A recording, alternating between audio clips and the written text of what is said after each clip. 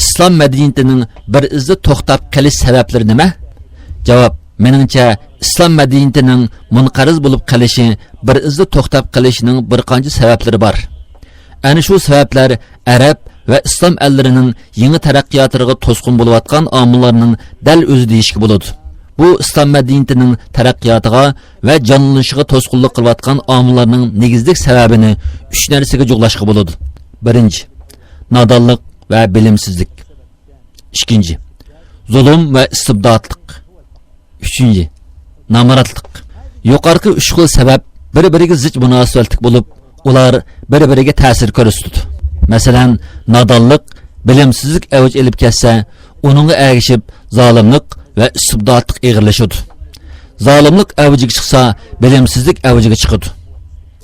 Namaratlik avjiga chiqsa, zolimlik va nodonlik avjiga chiqadi. Bu xil ahvollarda chiqish eg'iz yo'q, bayovan ishida qilib ishlarimiz taraqqiy qilmaydi.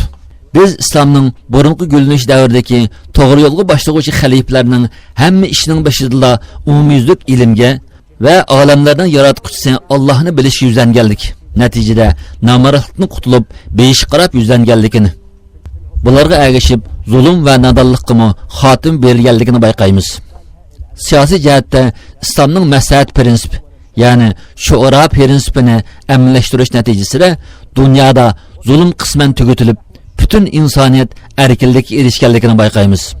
Meningcha, hozirgi davrda bu islomning maslahat prinsipiga e'tibor berish bilan birga nodonlik, istibdodlik, nomratlik qatorliq islom madaniyatining gullanishiga to'sqinlik qilayotgan omillarni ozitish va tugutish jihatlari tirsak, Alloh xolisa islom madaniyatining qayta gullanishi va taraqqiyotini qo'lga keltira olamiz.